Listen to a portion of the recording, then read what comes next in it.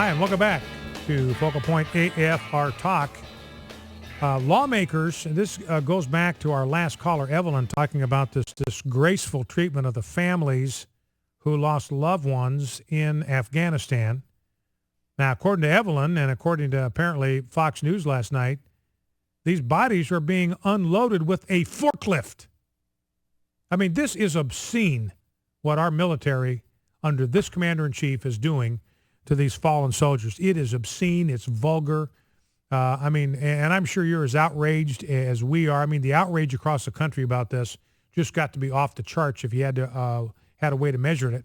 Here's a piece from PJ Media. Lawmakers say they gave the Pentagon authority to pay death gratuities to survivors of service members and were shocked when the Defense Department suspended the payments. So in other words, they appropriated money for these death benefits, $100,000, so they can bury the servicemen. They have some help with their travel costs to go to Dover, Delaware, and receive the bodies when they come off the plane, have some kind of transitional covering because obviously the soldier loses his pay until the survivor benefit begins to kick in. And Chuck Hagel and Barack Obama made a unilateral decision not to let him have it. I mean, this goes beyond. I mean, you talk about blocking. I mean, they cited 21 people for taking hikes in the Grand Canyon. Cited them. They got to show up in federal court because they wanted to take a hike in the Grand Canyon. They're ticketing people for jogging at Valley Forge, $100, got to show up in federal court. I mean, now that stuff is petty. It is vindictive. It is mean-spirited, is childish. But this, ladies and gentlemen, is just plain evil. It is malicious. It is cruel. And it is way past vindictive. They had the money to do it. It was approved by both houses of Congress, signed by the president. And Chuck Hagel actually showed up in Dover to greet these corpses as they came in, which the Secretary of Defense usually does not do. This tells you one thing, ladies and gentlemen. They know they've got a PR disaster on their hands, and they're trying to do what they can to make nice. He's going to meet privately with the members of the families of the four soldiers. And if I'm them, I got one question. Where is my husband's death benefit? Because they have to foot the bill to get to Dover. They got to foot the bill themselves for the funeral, despite the fact the military promised them. This is one of the promises that was made to them. If this happens, you lose your husband in battle. We will take care of funeral expenses. We will take care of transition expenses. We will give you a $100,000 death penalty within 36 hours. And here's the story in the Washington Times that there are now 17 families, not just 4 or 5, 17 families have been shut out in the cold, left out in the cold on these $100,000 death benefit, which is supposed to be sent out, dispatched within 36 hours of the death of their loved one. You know, Evelyn also mentioned this amnesty rally on the mall yesterday, supposed to be illegal. Nobody's supposed to be there. Park Service said, fine, go ahead, knock yourself out. You're a 91-year-old war veteran in a wheelchair. Obama's message to you is, we're locking you up, pal. You're going to jail. Obama's message to criminal illegal aliens who want to come to the same mall that's closed to veterans, hey, knock yourself out, party down. Media didn't cover this amnesty rally for some reason. The mainstream media didn't even touch it.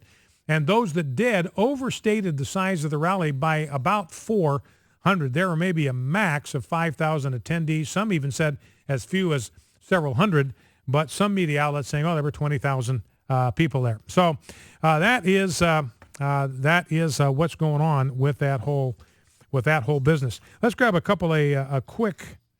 See if I can squeeze the soundbite before we go back to the phones. We've got this shutdown coming up. I want to play a couple of excerpts from President Obama's speech yesterday. Let's begin with clip 1, Rob, right at the top of the rundown. Again, this is President Obama trying to demonize his political opposition.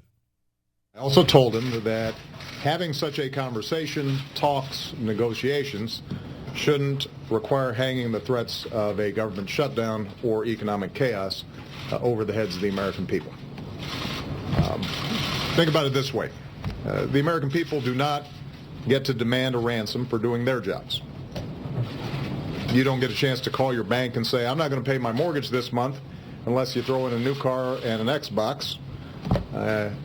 If you're in negotiations around buying somebody's house, you don't get to say, well, let's talk about the price I'm going to pay, and if you don't give me the price, then I'm going to burn down your house. That's not how negotiations work. That's not how it happens in business. It's not how it happens in private life. In the same way, members of Congress and the House Republicans in particular don't get to demand ransom in exchange for doing their jobs. Now, the analogy that Barack Obama uses is paying your mortgage. Paying your mortgage is a debt. You have a legal obligation to pay your mortgage. Similarly, the federal government, according to the 14th Amendment, has a legal obligation to pay the debt that we owe to people that have bought Treasury bills. And I've been over this before, but it bears repeating, that takes less than 10% of the revenues that flow into the federal government. It takes less than 10% of the current flow of revenue. Remember, that keeps coming in. You and I keep showing up to work. We keep getting our paychecks. The federal government keeps getting our withholding. So there is a steady flow of revenue into the federal government of more than $200 billion a month. And what it takes to satisfy the debt is about $20 billion a month. So we have 10 times, at least 10 times, maybe 12 times as much money coming into the federal government than it takes to service the debt. So there's nobody talking about default. Everybody says we ought to be sure we don't default. There's no reason for us to default. The only reason we could possibly default is if the president decided to do what Chuck Hagel did to the families of these veterans. I'm just not going to give it to you.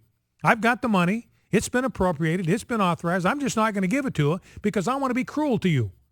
My president told me to make this shutdown as difficult as possible for you, and I'm doing my part. I'm going to deny you and your loved ones, I'm going to deny you your $100,000 death benefit. Not going to give it to you, even though I can, even though I've got the statutory authority. So the only way we could default is if the president, in mean-spiritedly, just says, I'm going to trigger that default whether or not we need to. Let's grab, Jeff, if we can grab clip A9, the Mika Brzezinski talking to Senator Pat Toomey.